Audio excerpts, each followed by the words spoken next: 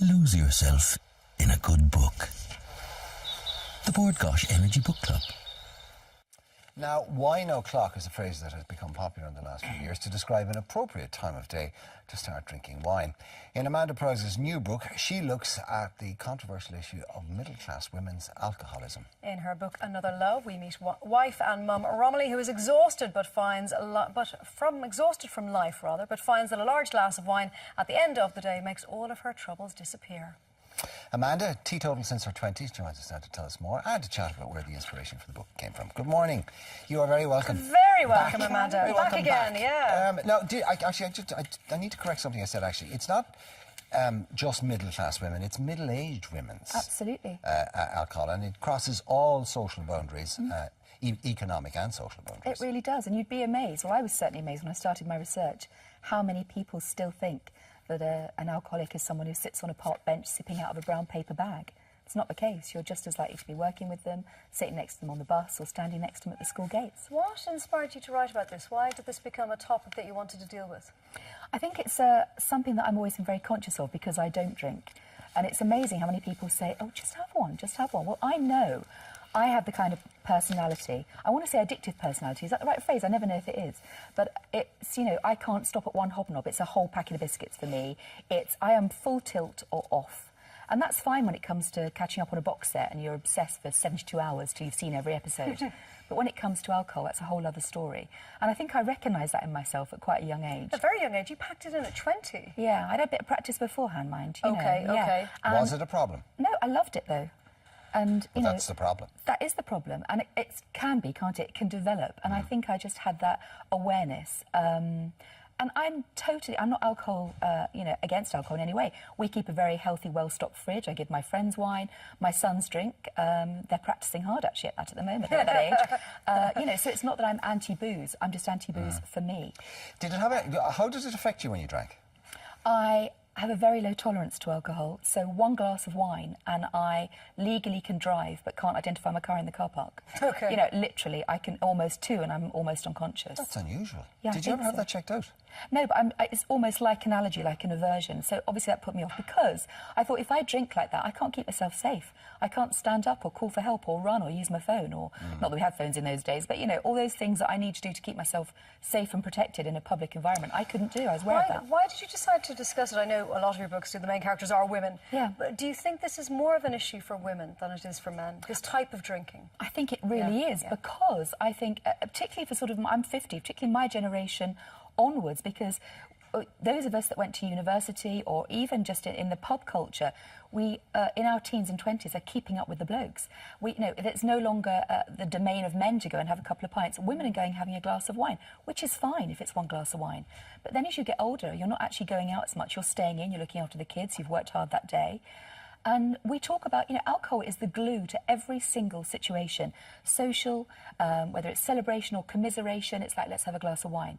And strangely, if I met my friend in the supermarket and said, oh, I'm going to go home and do some heroin, they'd say, gosh, are you? Whereas if you say, I'm going to go home and have a bottle of wine, they say, oh, lovely. You know, we almost endorse it, we encourage it. And when it's legal. Absolutely, it's illegal. But I think also we underestimate the harm it can do. I think we're becoming more aware of it.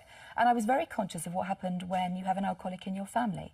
So the book is written from the perspective of Romilly, who is the woman in concern, but also from her daughter, Celeste.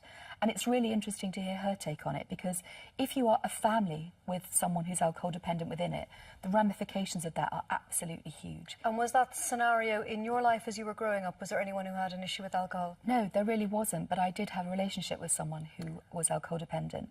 And the scary thing for me was how it affected me, and I wasn't the one drinking. But from my research, the good news about it is that there's so many places you can go for help. If you're a child, if you're a spouse of, there are a number of charities. If you were to take the two legal drugs, the legal, socially acceptable drugs, alcohol and tobacco, and you were to total up all the health implications, the damage, the cost to society, the pain, the heartache, the tragedy, the deaths, the mayhem, and total it together, it would be so far ahead of every other bad habit and destructive thing we do that it would be instantly banned, or should be. It's almost insurmountable, isn't it? It's almost so incredible. huge. But the thing we can do is, you know, research shows that if you are the child of an alcoholic, you are 3 times more likely to become an alcoholic. You are 3 times more likely to commit suicide as a child of an alcoholic parent. So that's where we should, in my personal view, be investing the most time, energy and money to try and prevent that. Why are women drinking like this? I think because it is socially acceptable, because I think... But to have a glass of wine is one thing, for it then to become a drinking problem is another. Is that not a symptom of... Is it an addiction? What starts you down that road? Are you deeply dissatisfied or unhappy, or why do you pursue that? That's a really good question, and I always interview 12 people for every book I do, 12 women, so I get kind of a cross-range perspective on the issue I'm writing about. And the women I spoke to fell into 2 categories. Half of them, at least... they slipped into alcoholism. Before they knew it, they were suddenly waking up thinking, oh, when can I have my first drink? Or, you know, is it okay to hide a bottle of wine? Well, you know, it isn't. But actually, they were just suddenly, it switched for them. And by the time they realised they were drinking too much, they were alcohol dependent. Others were very definitely trying to numb a pain. Some of divorce, some of loss, some of childhood trauma. You know, some are just bored. Do you know what? Exactly that, Mark. The reasons are so many and varied. What is the reason for Romilly? I sense that she just slips into it and all of a sudden she realises she's got a serious problem. She does, and she has very low self-esteem. You know, she's a gorgeous woman. She has a lovely home. She's an academic. She has this beautiful child. She has everything. She's the kind of woman we look at from the outside looking in. She has everything. But she knows she feels more confident when she's had a drink. She doesn't contemplate going out socially until she's got a bit of booze inside her. And that's it. She just gets on that treadmill and suddenly she's trapped. Well, it's something that we in Ireland know all too much about, unfortunately. So I'm sure people will want to read it. Another Love by Amanda Prowse is available in all good bookshops now. Amanda, thank you so much. Thank you for having me. And we will, of course, put helpline numbers up on our Facebook page and the various ways that you can reach us for anybody who feels, on the basis of this conversation, that, oh, maybe I have a problem or maybe I know somebody who does. Right, how would you like to win a copy of Another Love? Well, what you need to do now is you need to head over to our Facebook page and enter. Amanda, thank you very much for joining us this morning. Lose yourself in a good book.